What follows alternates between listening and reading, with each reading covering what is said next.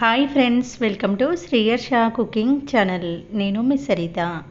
ఇవాళ మన రెసిపీ వచ్చి రెస్టారెంట్ స్టైల్లో పన్నీర్ కాజు మసాలా. పన్నీర్ కాజు మసాలాను ఇలా సింపుల్గా చాలా టేస్టీగా చేసేయండి.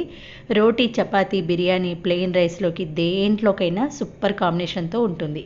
మరి ఆలస్యం చేయకుండా టేస్టీ పన్నీర్ కాజు మసాలాను చాలా ఈజీగా, చాలా ఫాస్ట్గా, చాలా టేస్టీగా ఎలా చేయొచ్చో చూసేయండి. దీనికోసం ముందుగా స్టవ్ ఆన్ చేసి ప్యాన్లోకి 4-5 టేబుల్ స్పూన్ల ఆయిల్ వేసుకోండి. ఆయిల్ వేడెక్కిన తర్వాత 1 టీ స్పూన్ ఆవాలు, 1 టీ స్పూన్ జీలకర్ర వేసుకొని ఇది కొద్దిగా వేగిన తర్వాత సన్నగా చాప్ చేసుకున్న పెద్ద సైజు ఉల్లిపాయ తరుగు వేసుకోవాలి. ఉల్లిపాయ ముక్కలు ఎంత సన్నగా వీలైతే అంత సన్నగా తరుక్కోండి. ఉల్లిపాయ ముక్కలు ఆయిల్లో 1 నిమిషం ఫ్రై అయిన తర్వాత ఒక 4 పచ్చిమిర్చిని పొడుగుగా కట్ చేసి వేసుకొని ఓసారి కలిపేయండి.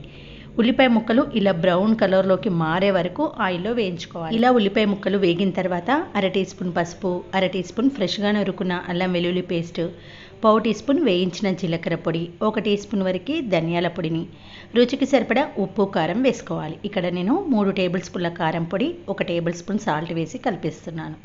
మనం వేసిన ఉప్పు, కారం ఆయిల్లో ఒక 30 సెకండ్స్ పాటు అయినా ఫ్రై చేసుకోవాలి.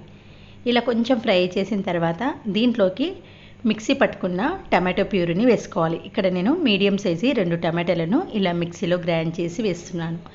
మనం తీసుకున్న ఈ క్వాంటిటీకి 2 టమాటాలు అయితే సరిపోతుంది. టమాటో ప్యూరీ వేసి 1 నిమిషం ఆయిల్లో ఫ్రై చేసిన తర్వాత ఒక 2 కప్పుల వరకు వాటర్ను చూసుకుంటూ యాడ్ చేయండి. ఇక్కడ వాటర్ అనేది కన్సిస్టెన్సీని బట్టి యాడ్ చేసుకోవాలి. వాటర్ వేసిన తర్వాత సిమ్లో 1 నిమిషం ఉడికిన తర్వాత ఒక 2 టేబుల్ స్పూన్ల పెరుగును వేసి పెరుగులో గడ్డలు రాకుండా ఇలా స్పూన్తో ఫాస్ట్గా కలిపేసుకోవాలి.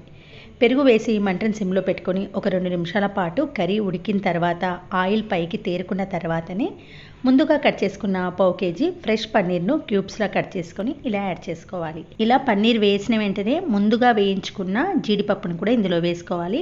నేను ముందుగానే ఒక చిన్న బాండిలో 1 టేబుల్ స్పూన్ నూనెను యాడ్ చేసి ఒక 20 వరకు జీడిపప్పును వేయించి పెట్టుకున్నాను. ఆ పిక్ను ఇక్కడ సైడ్కి యాడ్ చేస్తున్నాను చూడండి.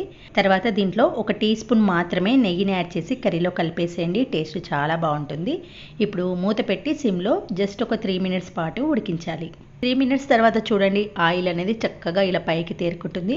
మనం వేసిన పన్నీర్ కూడా సాఫ్ట్గా ఉడికిపోతుంది. ఇలా కన్సిస్టెన్సీ గ్రేవీ చిక్కగా అయిన తర్వాత చివర్లో ఒక 1/2 టీ స్పూన్ కసూరి మేతి ఉంటే వేసుకోండి, లేదంటే స్కిప్ చేయండి.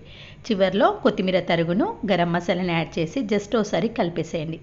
కన్సిస్టెన్సీ గ్రేవీ అనేది ఈ మాత్రం చిక్కగా ఉంటేనే మనము రోటీ, చపాతీ, రైస్ దేంట్లోకి తిన్నా చాలా బాగుంటుంది.